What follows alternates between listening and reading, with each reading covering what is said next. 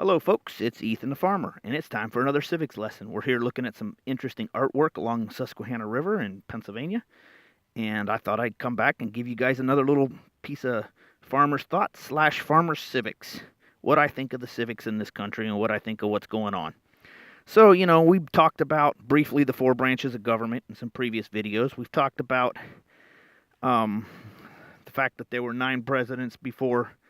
They were presidents of the Continental Congress, but nonetheless, they were presidents of this country after we declared independence from England before George Washington. Stuff that our history books aren't teaching. And I wonder why. Here I am standing on this beach along this river, looking at this pretty artwork with Night Doggy, making these videos and thinking about stuff. And, it's just crazy. Here on this beach, there's a footprint of a child.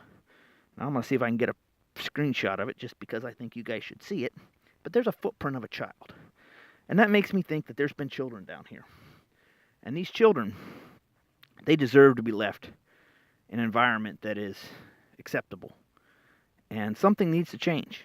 Now here comes some folks with their lovely music to pollute the natural environment, and that's okay. That's their right. That we have freedom in this country to an extent. Now their freedom stops where somebody else's freedom begins, but we need to pay attention to this stuff.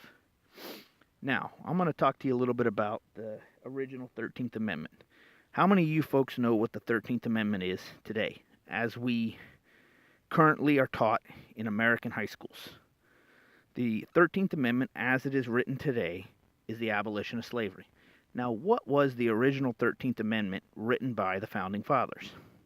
The original 13th Amendment was no one that held elected office could be an attorney. They could not hold a license to the bar. Now that makes me think, why do we have all these attorneys in elected positions? Something's dirty.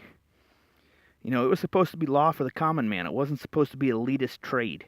It wasn't supposed to be only available to those who had money. And we need to start thinking about that kind of stuff. Now you've got a situation where the hold on a minute, let's let this truck guy leave because he wants to cause noise pollution. But you've got a situation where the current Senate and the current elected officials throughout the country is infiltrated with attorneys. Now those attorneys, the only thing they care about is their allegiance to the bar and their wallet. They have no interest in justice. They have no interest in what's right. They were never supposed to be able to hold elected office. Now, who was the first attorney to hold elected office? And he was actually an attorney under Black's Law, which today they claim you cannot get a law license under, even though we have a former president of this country who was an attorney under Black's Law. What happened to Black's Law? Why are we not allowed to hang out a shingle that says attorney? Well, the reason not is because they made it an elitist trade. They've made it an elitist community. It's no longer liberty and justice for all. It's liberty and justice for those who have the money to pay for it. And something's wrong with that concept. Now, the first person to hold elected office that had a law license was Abraham Lincoln. What happened to the original 13th Amendment? They wrote over it.